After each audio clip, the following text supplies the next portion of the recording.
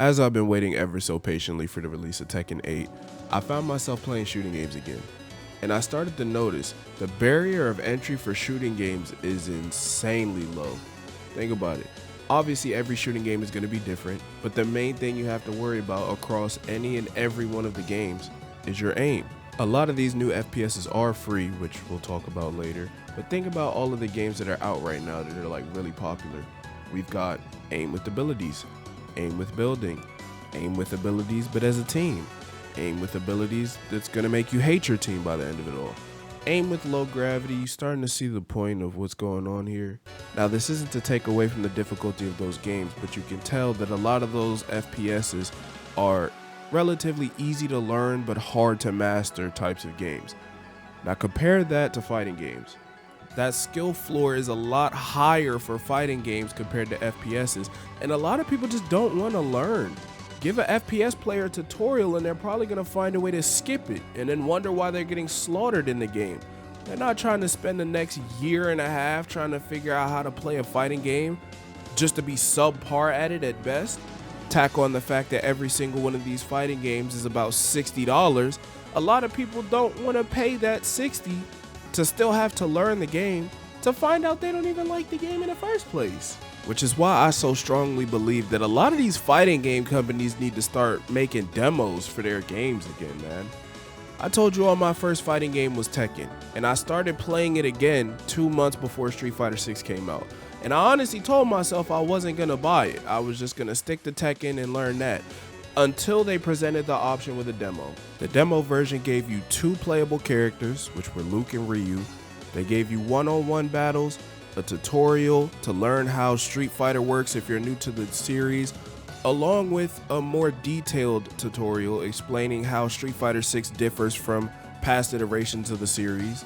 It gave you the first chapter of World Tour and allowed you to make an avatar to play through the story a little bit, and this was available all the way until the game released. So people were allowed to spend as much time as they needed to until the game came out to learn how the game works, to try and figure stuff out, and to decide for themselves whether they wanted to purchase Street Fighter or not, without having to pay the $60 to find out.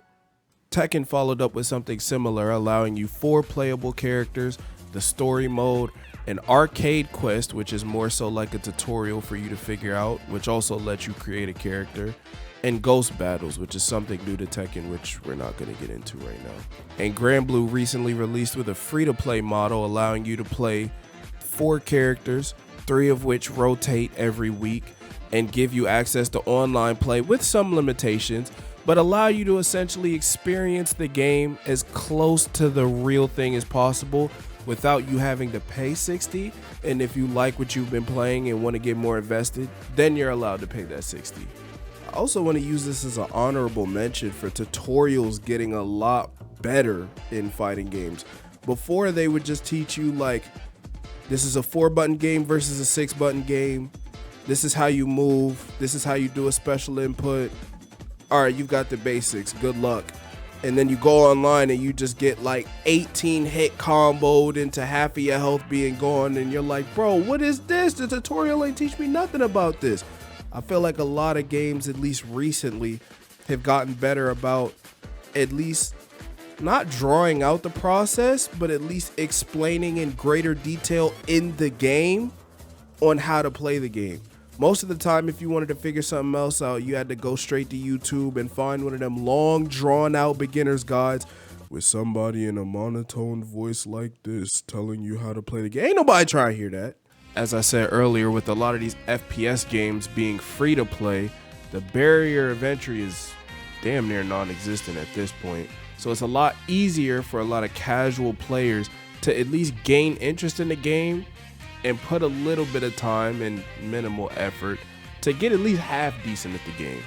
Whereas with fighting games, in comparison to the free-to-play FPSs, it seemed like you gotta put blood, sweat, tears, and just a little bit of extra elbow grease into getting half decent at the plethora of fighting games that exist, on top of having to pay upwards of $60 to $70 for each and every fighting game that you think you might be interested in. And that's not even to talk about the DLC characters and all the extra stuff that you might have to get into. having to deal with players with laggy connections, even though you've been spending all this time learning the game. Some of these games not even having cross-play or still working on it. I'm not gonna lie, when comparing the two genres, sometimes it feels like the fighting game community is just behind a couple steps in terms of features and stuff to really bring in the audience. Which is why I'm honestly glad that a lot of developers are starting to add more features to the game to encourage new players to want to learn instead of doing what they did before, which is like lower the skill ceiling or change core features of the game to make it more beginner friendly, but take away from the overall experience of the game. I'm very convinced that if you give people a reason to want to learn for themselves instead of shoving the learning process down people's throats and forcing them to figure it out, you see a lot more people start to play the game. Like what happened with Street Fighter 6, a lot more casual players started to play the game because of modern style. A lot more Tekken players were interested in the beta after hearing about the special style and feeling like they still had a chance.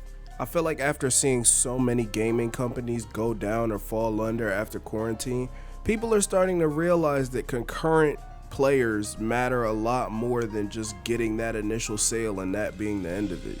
Which is why I'm so glad that companies like Capcom, like Bandai Namco, are starting to find ways to keep players intrigued, keep them wanting to come back, keep them interested in your game, so that there's a reason to make more of them. And I feel like demos and that introductory process of welcome to X fighting game, here's how you play, and here's an intuitive way of showing you how to play instead of just giving you the bare minimum and throwing you into the fray, is one hell of a start to get more people involved in your game.